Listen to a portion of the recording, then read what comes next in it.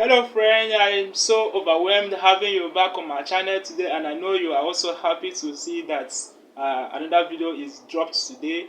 Um, Today in this video I will be sharing with us how to read for effective comprehension. It is no doubt that many students of high schools and tertiary high schools and colleges have been finding it difficult to understand some of their textbooks in the course of reading. That is no doubt.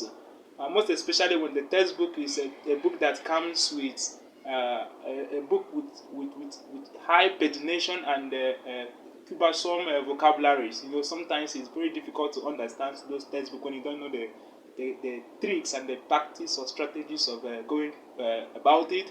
So in this video, I will be sharing with you the strategies that helped me in my processes of reading my time. The strategies, what you are needed to do to understand your textbook. That textbook that seems very, very difficult to understand, maybe because of the pagination or the vocabulary in the book that seems so difficult beyond your comprehension.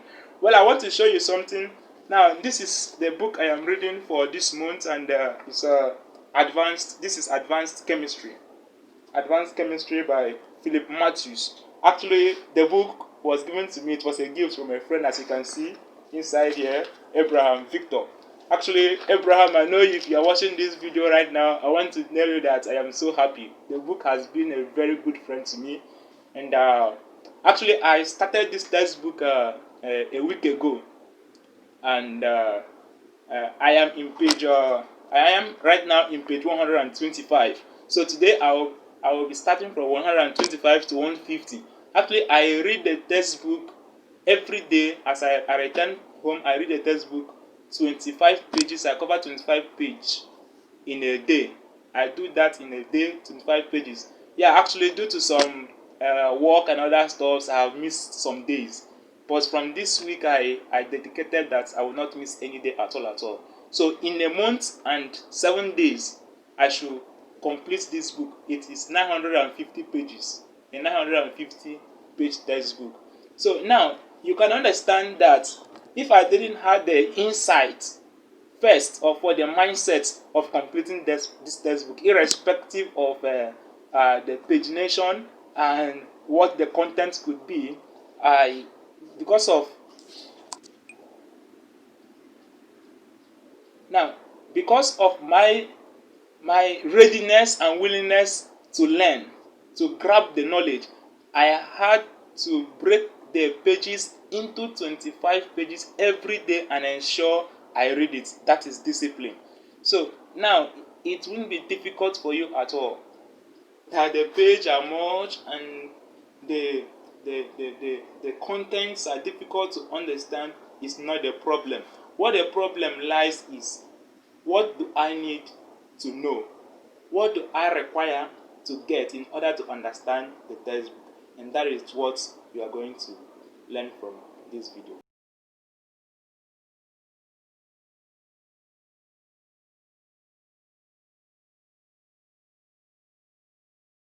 Now let's get started. The first thing I'm going to share with you 5 strategies which I have applied, and it is helping me so far. 5 strategies that I have applied so far in reading to comprehend. Number one, scan through. Scan through the textbook. The first thing you have to do before you start reading that textbook or any material is to scan through the headings and the subheadings of that particular textbook. The subheadings and the headings of the book if it has chapters. Then, what in the course of scanning through the headings and the subheadings, glance at any charts or pictures that may be contained in that particular textbook, because the charts or the pictures are pictorial representation of the central idea or the informations written in the textbook. So get glance through it, observe those pictures. As you're observing, don't bother whether you're understanding or not. Now, in the course of doing that, in the course of going through the headings and the subheadings, you get to understand some facts, because the headings and the subheadings are summarized facts of the total content of your textbook. So glancing through your headings and the subheadings, you start having an insight about that textbook. Do so from page 1 to the last page. That is what you do. When you are doing that, read any bold or italicized words and make sure you understand them. Now, those bold or italicized words are central are important facts that the author is trying to relay to its readers. So you have to understand that if other characters in a book are written with a normal font type and the other ones are italicized or written in a bold form, you should know that these written ones in bold form or italicized are very important facts. The author is trying to tell you that this is a very important fact. This is a central idea. This is a very important fact. So what you have to do now, notice or underline, highlight it, because that may be part of your exam in the course, if at all this is academic stuff. So note it down. While you are doing that now, read the chapter summary. Of course, every good textbook must come with a summary. So like I say, a summary is a concise literal note which tells is a concise literal note which tells the central idea portrayed by the writer in a content. The central idea built from the totality of the content of a book. That is a summary. Now, while you do that, review any of the chapter questions. Now, a textbook, most of the textbook, like the one I just showed you, Advanced Chemistry, it comes with questions at the end of each chapters. So that is after the summary. After you go through the summary, go through the questions. You may not attempt the question at the moment, but go through the questions, see how they are being placed.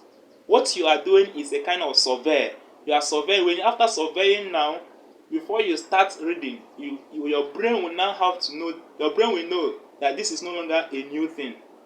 Your brain have already captured it. It is now time to understand what it is.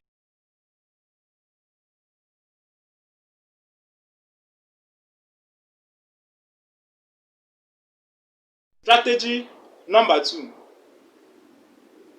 Those who ask questions increase in knowledge than those who shut their mouth and try to find them on their own. Even when it seems so difficult, they shut their mouth. They shut their mouth so much that they cannot relate with another people who are higher in knowledge than them. So our second strategy is ask questions. In the course of scanning through your book, passing through headings and subheadings and other central ideas in the book, italicized and bold, what you're supposed to do now is, in that paper that you put aside, convert that subheading or the heading into a question. For instance, let's take an example.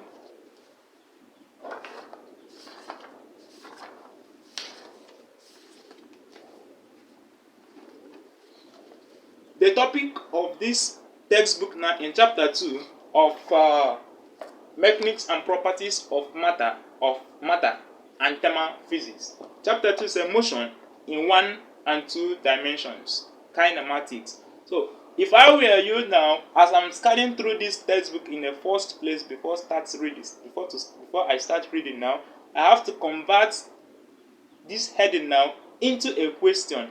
I can now put it like this: what is motion in 1 or 2 dimension?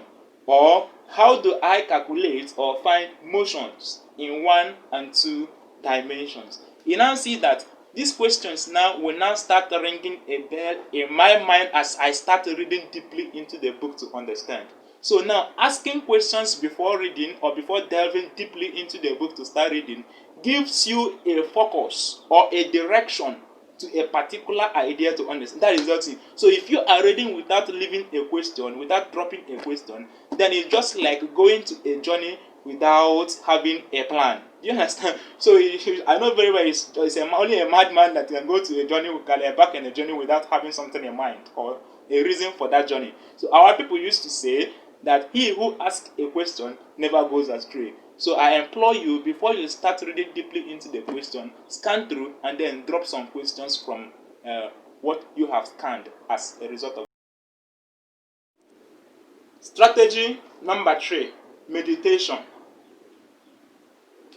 In the course of meditating, all your system is at rest. The brain is not working, but silently your eyes may be closed or open, but your mind should be very much open than your eyes in the course of meditation. So when you begin to meditate on the things you have scanned through and the questions you have dropped, try in the course of meditation to answer those questions, even though you may not know the exact answer, but try your best to answer the question. Put down your answer, which that come from your heart, on that same paper now. After that, you have put your answers in a paper, predicting the answer. Read aloud. Read that answer aloud. Let it ring a bell in your mind as you are reading it. That is number 3. So this is where you now start reading. After meditation, pick up the textbook. Start from chapter 1 or any chapter of the book that you think you should start, as the case may be. Start reading now. But as you are reading now, have 2 separate papers or sheet of papers. If you can see this, while I was reading the textbook I just showed you, this is the book where I put down some vocabularies in the textbook or some strange numbers. I can call it strange number because I may not know the meaning of the number. So the words so I put them down here.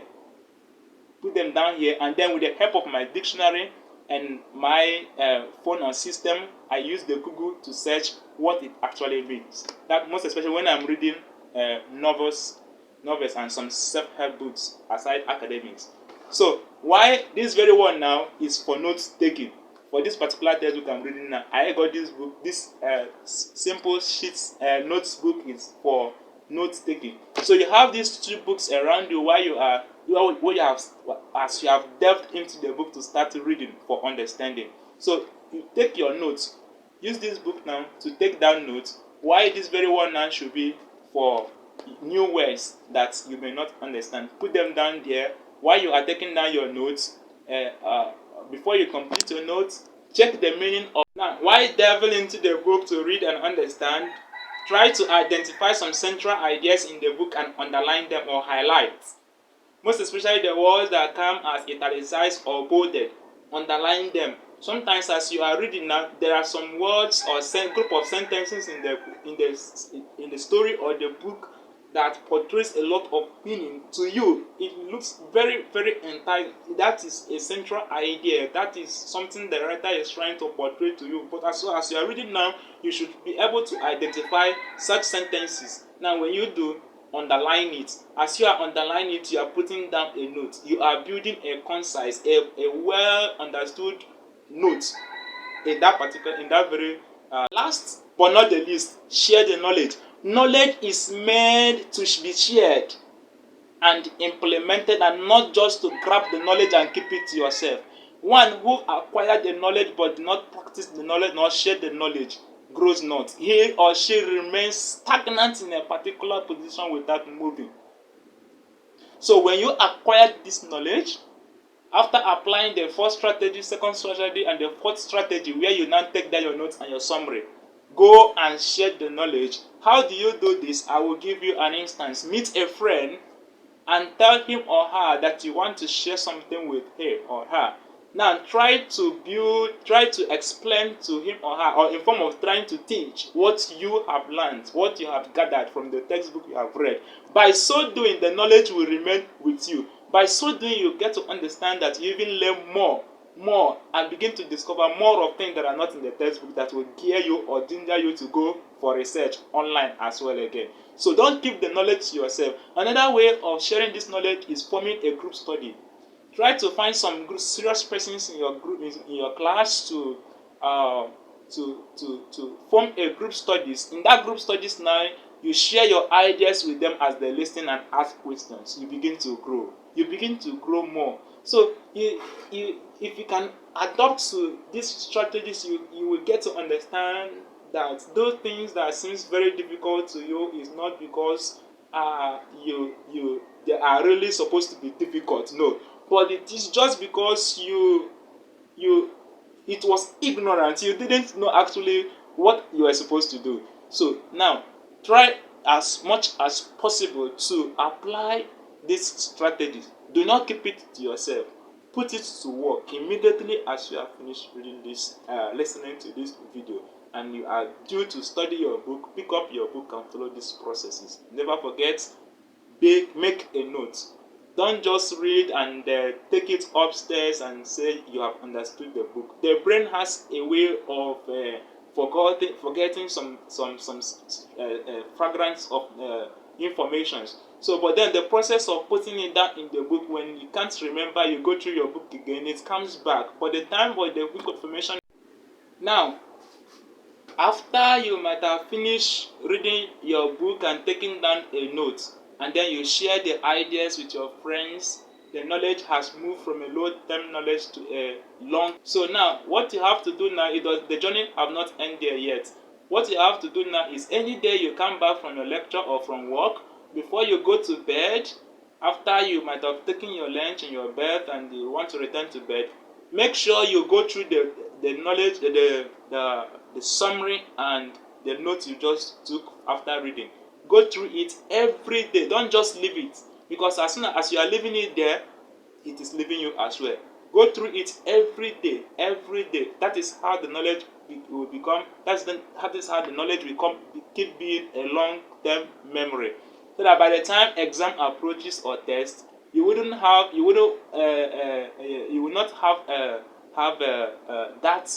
that mindset of fear. I am not prepared or something like that. You are already prepared. Everything is there for you. So while others are busy sweating in the examination, or everything is with you. So you are there going there to dish out everything you have. Now, if your textbook is about 300 pages or 400 pages, or as the case may be, no matter the page of your text, let's assume your textbook is 300 pages and you look at it as too big and you can't finish it. You can finish it. All you have to do is plan. He who does not plan to fail. That's what a wise man said. So you have to plan your study schedules. So now if your textbook is about 300 pages, all you have to do is every day you come back, try to read like 10 pages or 15 pages. Now let's say it's 300 pages and every day you come back before you go to bed, you read 10 pages. You read 10 and as you have finished reading the 10 pages, you take down a note. Forget about the summary for now. Take down a note of that 10 page you have read. The next day again, take down read 10 pages and take down a note. The next day, read 10 pages and take down a note of those 10 pages. That is what you do. Before 30 days, you see, in 30 days time, you discover that you have covered 300 pages. That is in a month. So you see, everything is about your planning, readiness, and decision. Readiness. In my next video, I will be showing you how to write a book summary. It is going to be awesome. So now, remember, in the course of taking down a note now, after taking your note, as I have stated here, you have to take down a note. You have to take a summary of your note. So in my next video now, I'll be showing you how to write effective book summary. So all you have to do now is just to subscribe so that you can be able to get notifications when the next video is released. Just click on that subscription and that is all. As soon as